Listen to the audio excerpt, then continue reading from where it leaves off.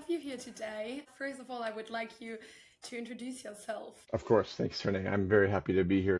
So I'm John Ritz. I'm the Director of Global Product for Berliz. My job is to maintain our platform, My Berliz, and make sure we have the best user experience possible for our language learners. I work across the entire Berliz organization, and we listen to our users, and we do our best to make strategic, impactful changes to the product that make sense to make sure our learners meet their language learning goals. Amazing.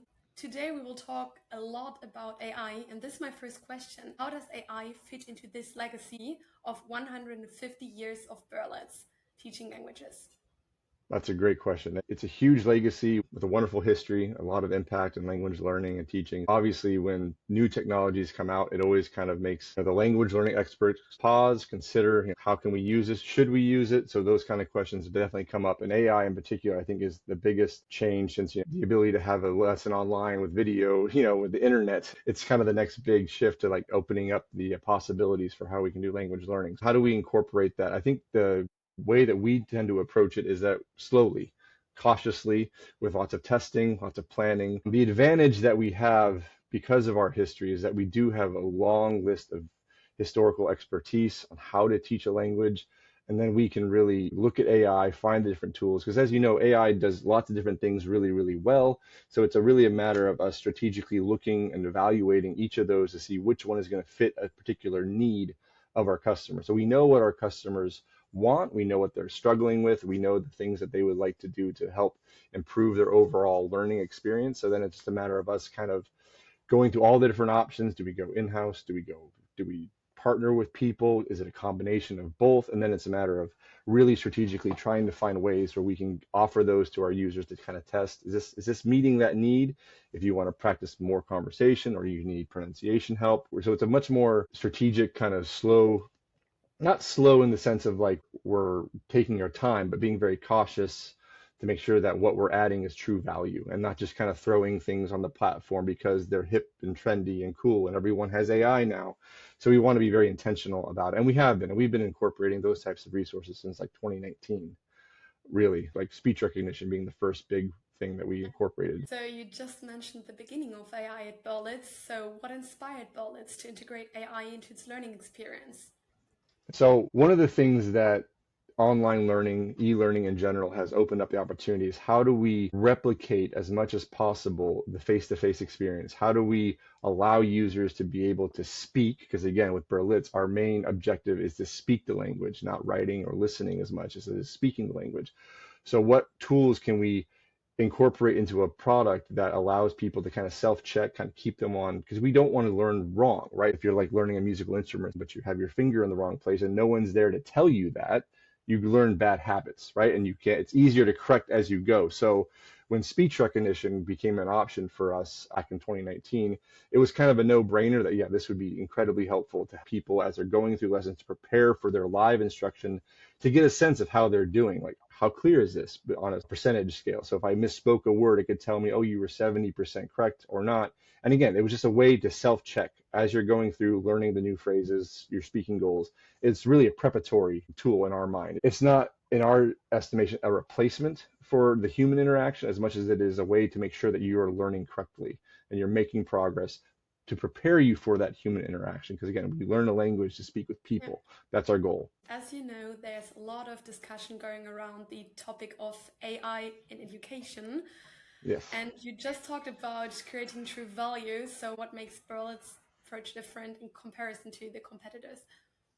I think the thing to keep in mind is the training component with AI. What distinguishes AI usage from company to company is how well it's trained, how well the guardrails you put around AI to focus it on a specific goal. I think sometimes people make the mistake of just opening it up to people. Oh, go and learn, it'll help and it'll correct, but then you get issues. So I think, again, the beauty of having this long history of teaching languages that we know we are pedagogical experts, and what we do and what we pride ourselves on is really taking the time to train our AI tools specifically for a task. Instead of just having like one tool that does everything, we train it individually. Like, for example, when we released a speaking tutor, its only goal was to help you have a conversation about your speaking goal. Because as you know, the Berlitz's method is that after each lesson, you come away with a speaking goal. So how could we use AI to help learners practice that? And to do that, we trained it to only speak on that speaking goal in the target language. So for example, if I was learning English and I started speaking Spanish to it, it would correct me. It would not start speaking Spanish to me. It would not translate what I said into English so I could have the conversation. I've seen tools that do that, which is kind of embarrassing. But that it's a reality. So what we had to do is be very, very cautious with our learning experience team, going through, writing up the prompts, writing the guardrails, and then testing it over and over again to make sure that it's not going to go off script, if you will. It's like, if you think of it almost like you're training an actor to be within character, to be on script, and they're not allowed to go off script too much.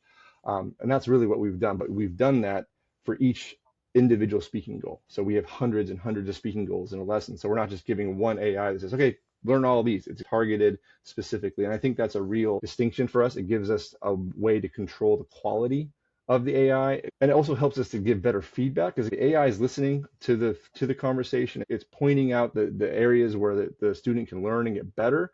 And that's one of the most powerful things about AI in general. It can give you that feedback in a very objective, clear way. Like, you didn't use this word, this pronunciation wasn't quite correct. And that is a huge value add that our customers are appreciating in general. Great. You mentioned our AI speaking tutor. How does the new AI-powered speaking work in practice? The way that we have set it up to work in the system, and it's technically an optional step right now. We'll integrate it more and more as we develop it. But what we do now is, after you complete a lesson, which is again around a specific speaking goal with specific vocabulary that we want you to acquire in that lesson. So once you've completed that lesson, we then provide you with an opportunity to practice with a conversation before you have an interaction with your instructor. That's the ideal happy path, if you will. Finish the lesson, engage with the speaking tutor, and then you would be ready to have hopefully a much more impactful live instruction with a teacher. So what the speaking tutor does, it knows the words that you were supposed to learn in that particular lesson, and it highlights them for you. Say, try to use this expression when we're talking about how to order coffee at a restaurant, for example. And it allows you to do it over and over and over again anytime you want. So that's the other huge advantage with AI, is this idea of 24/7. Anytime that works for me as an individual learner, I can go in and practice it. If I don't like it, I can start over again and try to hit all those words. Some lessons have 5 words, some have 10 words, and you don't have to do them all in once. But we're not telling you to just say the words, in a row and you're done. It's more the idea of how do you incorporate it. AI is designed to be friendly, engaging, and encouraging, asking you questions. And the nice thing is, when you go back and do it again, you're going to have a slightly different conversation. Yes, the speaking goal is the same, but it will adjust how it responds to your answers. The other key thing is that we've trained it by level too. So it's appropriate for levels 1, 2, 3, 4, and it changes. It gets a little bit harder as you go up the levels. So we're not just giving a baseline to everyone. We're actually adjusting it to where you are in your language learning journey. And so not only are we telling you what to say, the words to focus on to try to incorporate that you just learned, and helping you speak towards a specific goal, we're really allowing you the flexibility to have a conversation, practice, say things, try things out. You don't have to use those words necessarily, but we obviously want you to. But again, it's the idea of speaking time. We want to increase the amount of time you're actually speaking the target language. We're not tracking in the same way of like, oh, you use speaking tutor 5 days in a row. Wonderful. That's great. But are you learning? What percentage of your pronunciation is it going up? Is your fluency going up? Are you using all the target vocabulary words for that lesson? So we have this tool called the Target Vocabulary Tracker that we've embedded in all of our speaking tutors, but particularly the Berlitz's speaking tutor, while still keeping it a free-form conversation about a specific goal. It's reminding you that, hey, try to use the word espresso, try to use the word milk, whatever it might be, depending upon your level that you're doing it. But that's really the idea, is that as you absorb the information, you've had this speech recognition throughout the lesson, you've listened to it being said to you, you've repeated it back over and over again. Now it's time for you to practice with an actual conversation, and then you would then move on to an instructor interaction, which would then take it to the next level. And this is available in all of our programs right now in my Berlitz's. We all know at Berlitz's we have a special method which is called the Berlitz's method. What does it have to do with our AI being used? or being trained. One of the differences with some of our competitors is that they will like break script and potentially go into the support language or the native language of the learner. Our AI does not do that. It stays in character. If you're learning French, German, Spanish, or English, it'll only speak that language to you. And if you speak in your native language, it'll say something to the effect of, I'm sorry, can you try again? In English, it will like prompt you to come on, let's go back. Or same way as if you try to speak about something else, a different speaking goal. No, we're talking about ordering coffee, not shopping for a car or whatever it might be. So I think that is really where the training comes in, where we have being very, very detailed on the back end of like making sure that it's not breaking script and that we're keeping it on track. So it's actually fairly straightforward. It just takes a little time to do that, to make sure you're doing it well. Like, we're not trying to just throw AI products at the wall and see if they stick. We're deliberately going through and making sure it works and it's actually adding the value to the instructor. It's not just a game. We're not just trying to entertain them. Yes, there's great engagement. We've seen engagement go up with these tools, but because we keep it within our method, within our strategy, with what we know works for language learning, for 47 years of it, that we can then confidently give these tools to our customers to improve. So we can say it's really a strong foundation for our AI-powered learning, isn't it? Yeah, exactly. It's just a way to reinforces our method of speaking the target language only. And that's the real differentiator. Yes, there's other companies that are immersion method, but we've really done an excellent job on when we add these tools that aren't human driven to really kind of just double down on that. Many language learning apps celebrate leaderboard scores. So why does Berlic emphasize speaking time instead? Yeah, that's a great question. So a lot of competitors or a lot of apps in general, even non-language learning apps, talk about streaks or the amount of time you've spent learning or how often you log in. And don't get me wrong, those are important. Whenever you're learning something new, the consistency of doing something has an impact on your language learning for sure.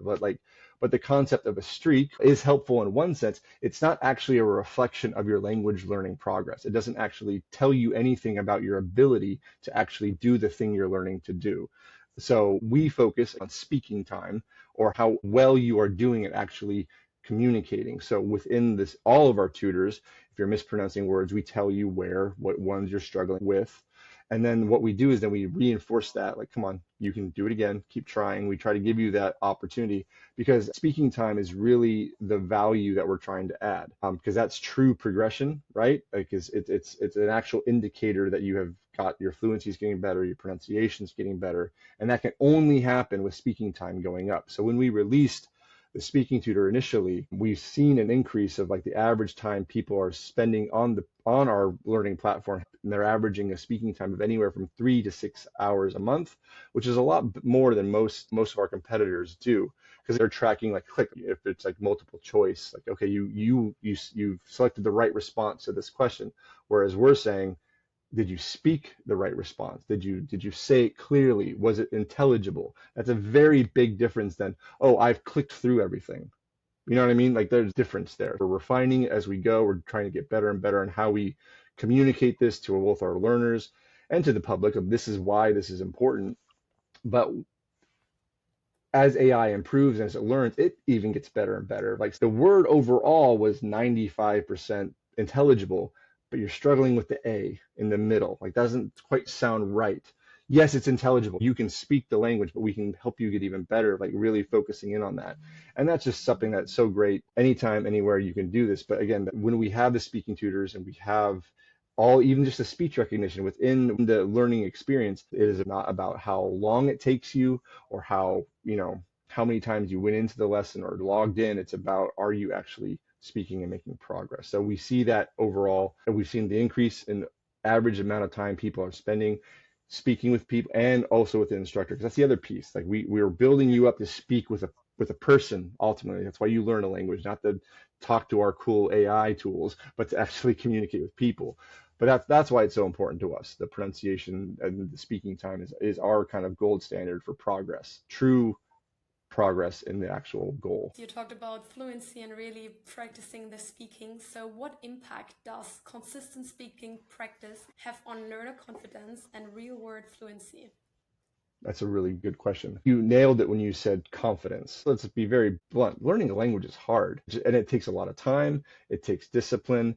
And it takes kind of getting over yourself and out of your comfort zone to say words that are foreign to you, that you don't know. And even if you don't perfectly understand it, you're still trying to say it in the right way that it's intelligible to the person or AI that you're speaking to. So that's really where it helps so much, is to be able to give everyone the opportunity to practice as much as they want and to prepare. And yes, while I said it is optional, we've seen it go up and up and up. AI does kind of make it a lot easier to mess up. And there's not that human to human kind of like, oh, I'm gonna look like an idiot. I'm gonna say something wrong. That's okay. This is a safe space for you to just go out there and try. And the AI is gonna encourage you. It's gonna help you, and it's not gonna be offended. Those kind of things is really where I think the value add is very clear. I remember when we launched the speaking tutor, a few weeks after we were getting user feedback, and the amount of feedback that was, oh, thank you, this was so helpful. I feel so much more confident in speaking the language other than like just learning words, right? Because like, unfortunately, I think part of the messaging globally and marketing around language learning has been shaped by other players who aren't really about speaking goal. They're about learning, like your word count. Great. Learning new words is part of learning a language, but can you use it? And can you use it in the right way? And is it intelligible? And I think that's, again, the differentiator here, is that we're focusing much more on that. If you know 100 words, but are only intelligible in half of them, whereas if I know half of them, but I'm intelligible in all of them, who's making more progress, right? Who's probably more confident in their language learning ability? It's the one who has put in the time, practiced, had coaching both from an AI and from a human. Those things married together is a really powerful combination. Thinking that our tools have been trained strategically with all of our historical expertise, I think also builds confidence. So when our users go in, they know who we are. They know that we're serious about learning, serious about language. And yes, it's going to take time. It's going to take dedication, but we'll get you there. We've provided these different tools that if they work for you, use them however much you want. So let us jump to the next topic about the limits of AI and especially why humans still matter. What are some of the current limitations of AI, especially when it comes to language learning? What we've seen, and I think most people agree, that while AI is wonderful in the sense that it's objective in tracking, giving you feedback on what you're not doing, it's not very motivating necessarily. People still have a cap on how much they can engage with AI before they kind of burn out. And it's usually like 3 to 8 minutes, right? And then you're done. Still good. You should do that. That's part of your language learning. It's just not a replacement for actually speaking to a person. And yes, I've seen amazing avatars where they can read what's behind you. I remember doing some pilots, and it was an amazing tool. You could tell that I had a guitar hanging behind my corner, and that was really great. But it still wasn't human. It was really close. It looked great, but it wasn't quite there. And there's this sense of like nuance that it just doesn't quite have. If it can see that I'm struggling in my facial expression or those kind of things, where the instructor, especially if they've built a rapport and a relationship with that particular learner, after years and years of doing it, they see that, oh, maybe it's the way that you're shaping your tongue, or the way that you look frustrated, or they can see that you're trying hard, and they can encourage you with nuance and specific instruction that is just another level above what an AI can do right now. I don't think AI will ever get there, and if it does get there, it's still not going to be the same. It's not a human. And like I've said before, you learn a language to speak to people. I think nuance, motivation is hugely a gap for AI right now. Because in a way, it's like all AI can really do is tell you where you're at and tell you where you need to go, which is, for some people that might be motivating, but then the real person saying, hey, you're doing a great job. And it's a person telling you that. So like the example I gave earlier, where I was testing out a different tool where I was learning Spanish, but I spoke English to the AI. It translated my English into Spanish and said, great job. It's like, I failed. I'm not speaking the right language. Like, that can't be right. And again, that's an extreme example, but obviously I know that was a fail. Our AI doesn't do that. But I think that's where there's a sincerity that just AI doesn't have, and that human connection really does make the difference. And also, I think over time, the instructor really gets to know the person, sees the progress, and they can really kind of pinpoint the areas that person needs to focus on. Ultimately, what we're hoping to get to is a place where if I'm having these interactions with an instructor and they say, oh man, your pronunciation is great, fluency on this, you should go practice this. Your grammar is a little bit off here. Go use this AI tool to practice. And when we speak next time, we'll see if it's improved. Like, so they can give those kind of guidance that we need. It's the same thing with, like, when I was learning an instrument and I was learning a piece, it sounded right, but maybe I was doing something that made it harder for me to play that. Something is not really heard, but it's seen. And it's like, well, if you just move your hand this way, it'll be way easier for you and you will be more confident. It's more motivating too. That was great. Here, let's make some tweaks and it'll be even better for you. I think that's where you have that blend between the AI and the humans, that AI is not there yet. And I don't think it's going to get to a point where it would ever replace the need for that kind of that connection with a person or a trained person, right? Like an instructor who knows what they're doing. But even talking in social groups, right? Because that's something that we have on Berliz too, where we give you the opportunity to join group classes to talk about a specific situation. Even just hearing other people learning and not struggling, but doing it with you is also motivating. And if you were in a room with AI people faking, you would know it's just not as sincere, it's just not as human. And I think that's where you have to have that combination. So we can say currently the AI as well as the human instructors really complement on each other within the Berliz experience, right? Yeah.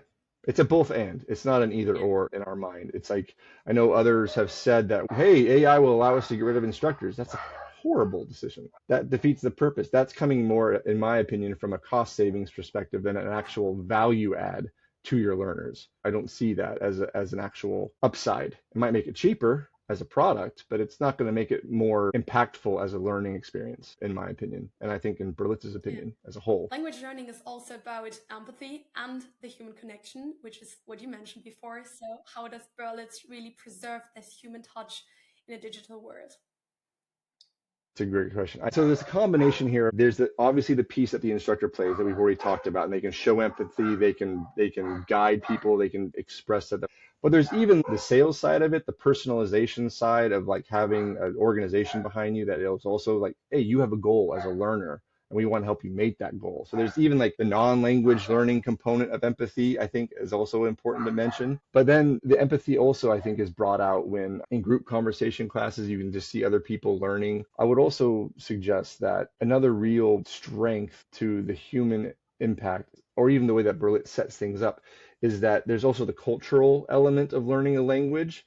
And AI can help, don't misunderstand me, still isn't quite perfect, right? And sometimes because AI is still mostly trained on English, US, if you're learning German, for example, it may not have the cultural context correctly. So how do you provide tools to help someone know the language? And that's, again, another thing that Berliz has been doing forever, is how do you also learn the culture of the language, of the peoples whose language you're learning that you want to go interact with. So if you have a meeting in Germany and you want to at least be good at know what is culturally appropriate on how to interact with someone for the first time, how to say, when to say which words and all that kind of stuff. Yes, AI can kind of help you, but then there's the empathy part of like, this is hard. This is learning that is also new. It requires you as a learner to be very open to correction, being open to learning new things and how other people view those interactions. I think that's where empathy does come in. We are culturally sensitive in the sense of like, yes, you spoke the words properly, but there's a cultural element that you need to be aware of, and we're empathetic to that. We understand that, and we're going to help you get there. Right. Let's talk about emotional intelligence. So in your view, what role does emotional intelligence play in becoming truly fluent in another language? That's a hard question. Emotional intelligence is something that develops as you improve in the language, because there's the part of the language learning process where you're just like learning the words. You're just trying like levels 1 through 3 or 4.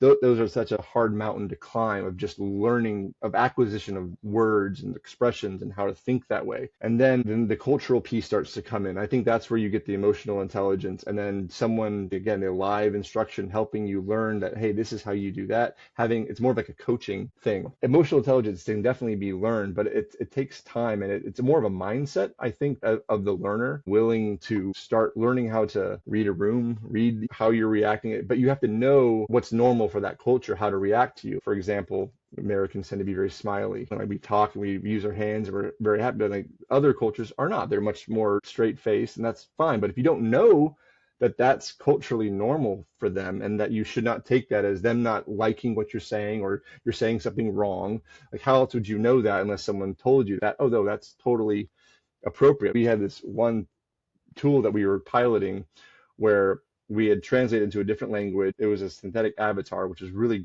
cool. And we just translated it into different languages. And we showed it to some people and they were like, well, what they said was correct, but we would never raise our hands. We wouldn't be smiling as much.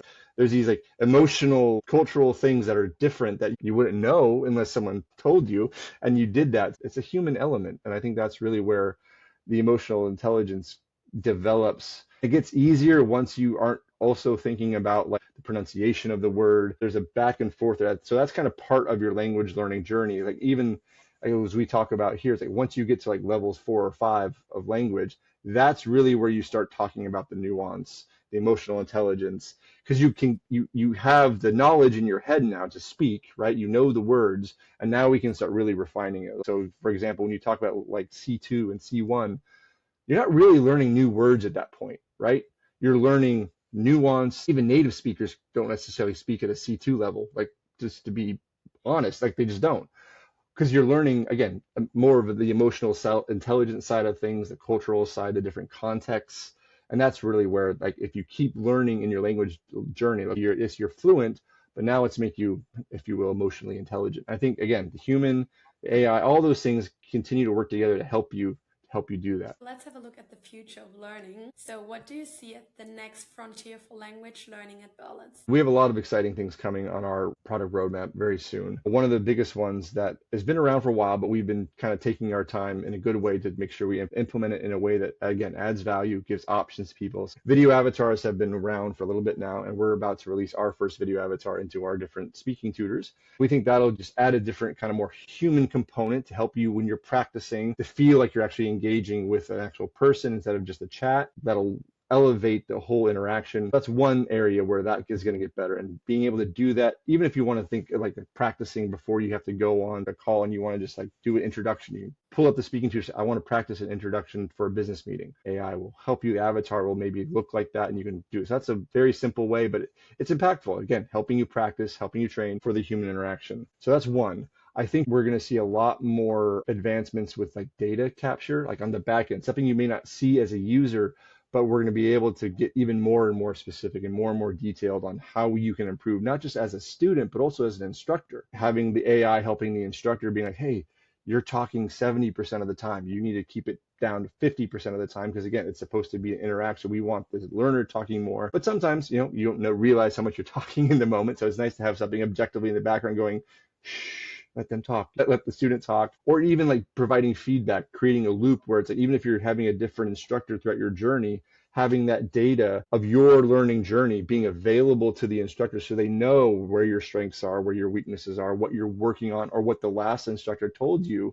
Hey, this particular expression is really hard, or this particular phoneme is hard for you. Keep practicing that, learn, and that instructor would now know. So kind of creating what we're calling internally this ongoing feedback loop that is powered by AI, that is able to go and help both the learner and the instructor help you reach your speaking goals. That's another area.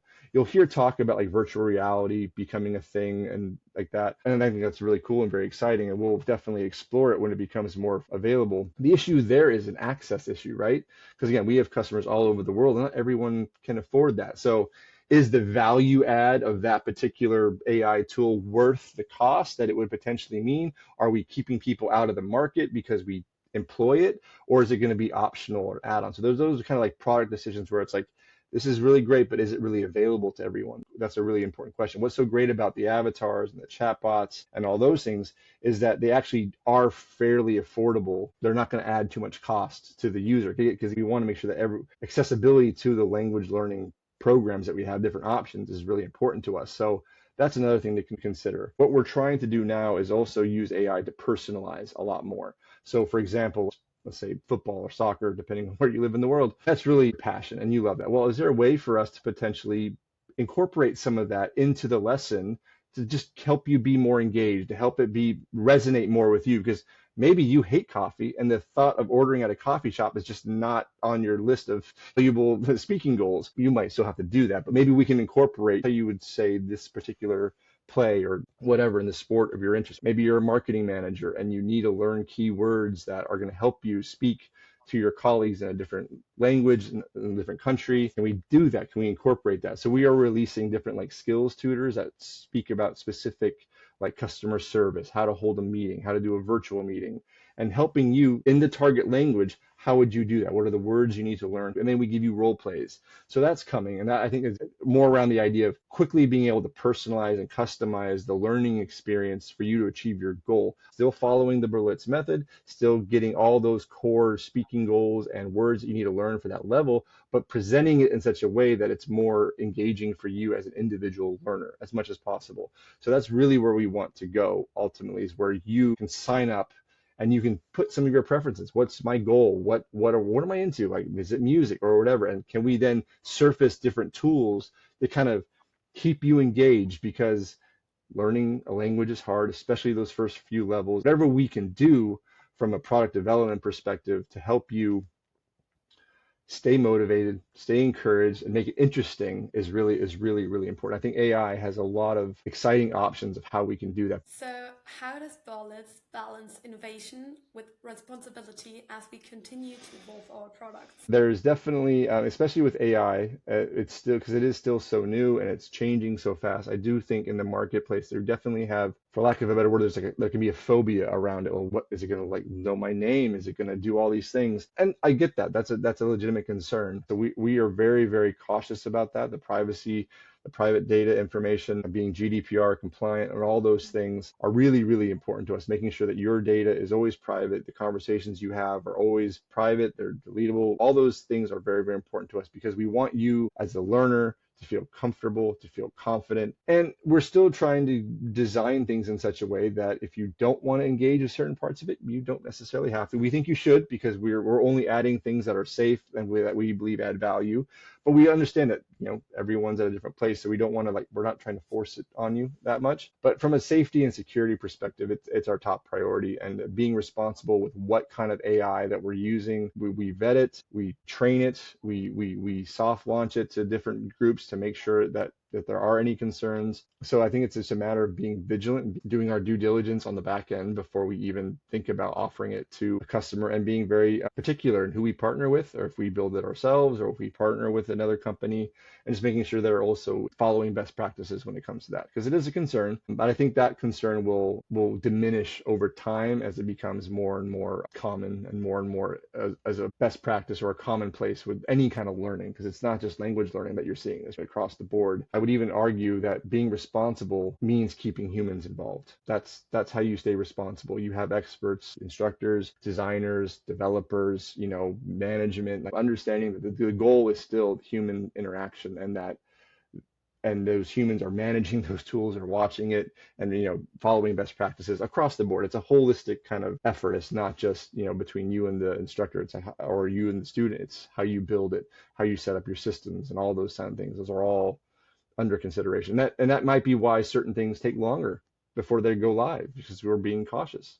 Because again, you can learn a language without AI. We've been doing it for 147 years. It's not like required. Now, does it help? Does it make it better? Does it make it faster potentially? Oh yes, but we want to make sure that we're doing it in such a way that everyone's confident that they're safe. So to sum it up, what's your personal vision for the future of intelligent, human-centered learning at Berliץ? For me, it leverages more around personalization, customization of what works for that particular learner, because we all have our preferences. We all learn better with different actions. So I think AI, building out our platform in such a way that we can adjust our learning tools, our content to meet the need of that particular person. I also see it becoming a lot more skills based. Like if I only need to do this one thing, I really need to practice a presentation, or I need to learn how to deliver it, that we're providing those tools for learners to be able to do that, both AI and human. Like if I want to practice and with an AI get ready, and then I want to schedule a call with an instructor to give my presentation in the new language that I've learned before I have the big board meeting, or before I have to go to the job interview, I can do that. So I see a lot more flexibility coming as far as pinpointing very specific things that we need to do. But I think it's going to help make it a much more engaging and potentially faster learning process. And I want to be careful, because it takes a long time to learn a language. That's just what it is.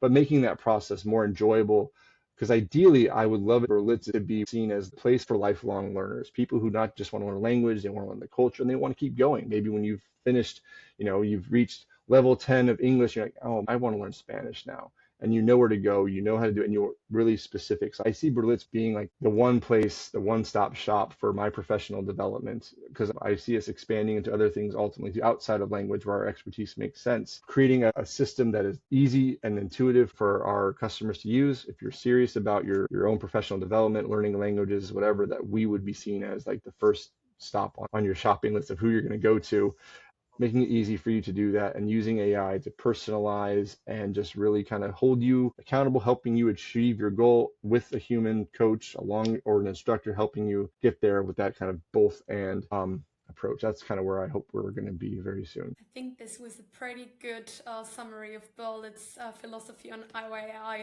Do you want to add something here? No, we're excited. It's, I think, one of the biggest challenges. There's so many things you could potentially do. So how do you kind of weed out the noise and find the value, find what is actually the need? Because like I said, we don't want to just throw things onto the platform that we think are going to be fun. It's not about that. It's about actually learners achieving a goal. And I think that's really where we want to keep it. Yes, we might add more gamification, but it's not a game. It's serious. It takes time. So we need to kind of reclaim our position in the market. We've been doing this the longest, and we are the best positioned with our history and our new emerging technologies that we're carefully curating strategically on the back end to put us into the next 150 years. We've been doing this the longest, and we'll continue to do it the longest. We're just going to continue to incorporate technologies that are actually going to help learners achieve their goal. Thank you very much, John. This was amazing. Thanks for answering all these questions and giving us a very good insight into the AI of Berliz. It's my pleasure. So, thank you, Trinae. Thank you, and have a wonderful day. You too.